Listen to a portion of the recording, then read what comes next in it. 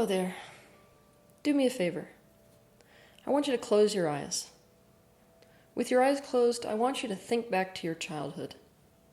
Specifically, I want you to think back upon being emotional in your childhood. Just scan your childhood for those times that you might have been mad or sad, or angry, or afraid, or excited or happy. How did the people around you react?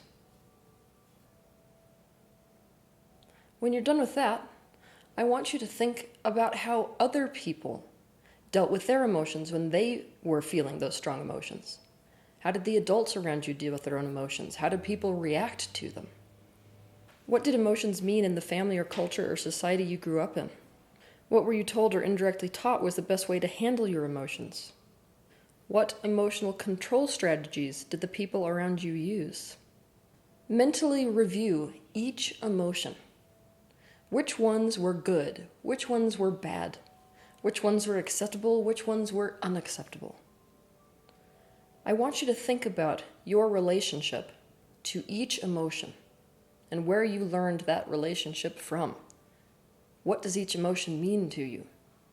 Look at your life today. What ideas or control strategies are you still using that are a perfect reflection of the way you were subconsciously programmed to deal with emotion growing up?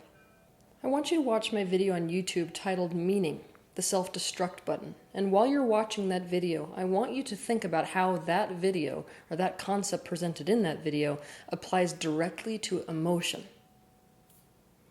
What did you decide that each emotion meant?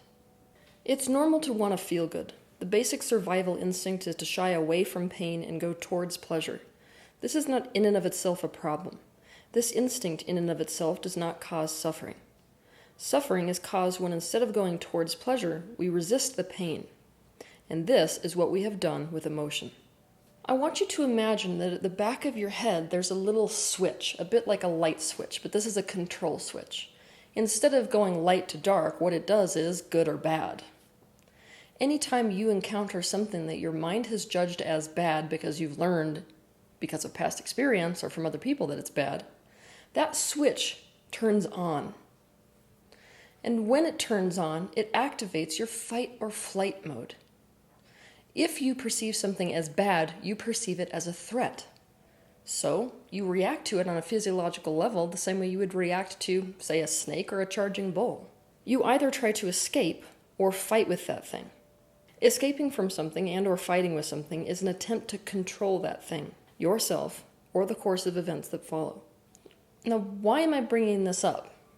I'm bringing it up because you have judged certain emotions as bad or good. What that means is the second that you encounter that emotion, and you feel it within you, or you encounter it in another person, it flips that switch in your mind. Bad.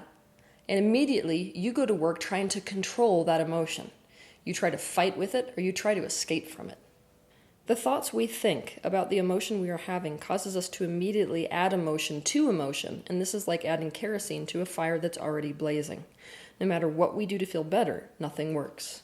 For example, let's say that growing up, when you expressed anxiety, your parent turned to you and in an exasperated manner said, "Stop being such a fraidy cat. There is no reason to act like this. Come on now." You would have gotten the message that anxiety is bad, and perhaps that if you feel it, but your parents are right and there's no reason to feel that way, and yet you feel that way, there must be something wrong with you. In the future, if you feel anxious, your control switch is turned on because you have been conditioned to see anxiety as bad. You will start to fear yourself because you'll feel like something's wrong with you, and therefore, you will feel anxious about feeling anxious. This is how to know that your control switch relative to emotions is turned on. You will start to feel bad about feeling bad. It'll essentially be a secondary emotion. For example, you will feel anxious about feeling anxious, or angry about feeling angry, or angry about feeling anxious, or sad about feeling happy. When this emotional control switch is turned on because you have decided that a certain emotion is bad as well, it will instantly trigger this tendency within you to control that emotion with any of the control strategies that you have learned over the course of your life. Drinking alcohol, reading a book, going running. eating, shooting up heroin, distracting yourself, obsessively writing affirmations, positively focusing, arguing with and contradicting your negative thoughts. All of which are an attempt to make the emotion go away because you've judged it as bad. This is why it so often doesn't work to positively focus your negative emotion away. Control, by definition, is resistance. And so the minute that positive focus becomes a tool of controlling emotion, it becomes a tool of resistance instead of allowing or deliberate creation. It isn't helpful to judge your emotions as negative. For more information about how to deal with negative emotions, I want you to watch my YouTube video that is titled Emotional Wake-Up Call. Now, before you go ahead and assume that we only have this control switch activated when we feel negative emotion, it's really important that you understand that positive emotion can activate that within us as well. Even though we tend to be more accepting of positive emotion, it is more than possible to be conditioned against positive emotion. For more information on that, watch my YouTube video that's titled When Happiness is a Bad Thing. The more your parents and caregivers needed to maintain control over how they felt and therefore control over how you felt, the more resistant they were to all emotions, both good and bad. The time has come for us to become aware of when this emotional control switch goes off within our minds. It's important for us to actually recognize when we are struggling against the emotion, and that is in fact why we are stuck in the emotion that we can't get free of. If we have our control switch turned on towards an emotion that we have deemed bad, then what's going to happen is the more we try to get out of it, the more stuck we're going to get in it. It's a bit like quicksand. The more you struggle against that negative emotion, the more stuck you're going to get. If we are in a situation where we feel like nothing ever works and like we'll never feel better no matter how hard we try, it is because we are approaching our life from that very angle that we must feel better because negative emotion is not okay. Anxiety is not okay. Anger is not okay. Sadness is not okay. Grief is not okay. The way we feel is bad, and so it has to change. We think thoughts like, what have I done to deserve this? Or what is wrong with me? Or I wish I didn't feel like this. Or I can't handle this. Or why am I like this? Or the very worst, I shouldn't feel like this. When you feel this emotional control switch go on, it's really important to find ways to turn it off again so that you're not in resistance to that emotion.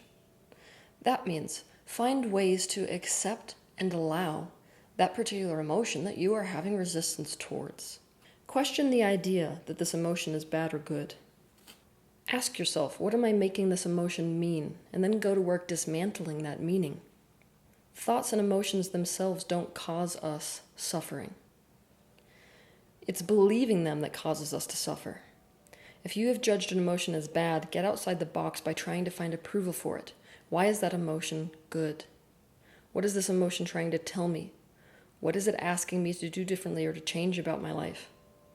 Allow yourself to go back in time to the point where you were programmed against this emotion and undo that trauma.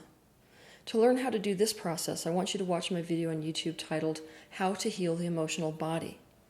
So when you're feeling that emotion, that strong emotion, where you don't only feel anxious, you feel anxious about feeling anxious, or like shame for feeling anxious, I want you to go into that shame for feeling anxious feeling and use that to connect to the point in time that you were taught that that emotion is bad or that there's something bad about you for feeling that emotion. And that's the one I want you to apply to this process. If you want additional information about how to release resistance to your negative emotion, I urge you to take a look at the video on YouTube that I did that's titled Positively Embrace Your Negative Emotion. Painful emotions only become chronic. By chronic, I mean, no matter what I do to try to feel better, nothing ever works to improve the situation. When our control switch is turned on, that means we are in resistance to the emotion itself, and it's no longer the emotion itself that is causing the pain, it's our resistance to it. That is the difference between pain and suffering. So, it's really important to become aware of this control switch within us and to do anything we can to switch it off. So, is your control switch turned on? Have a good week.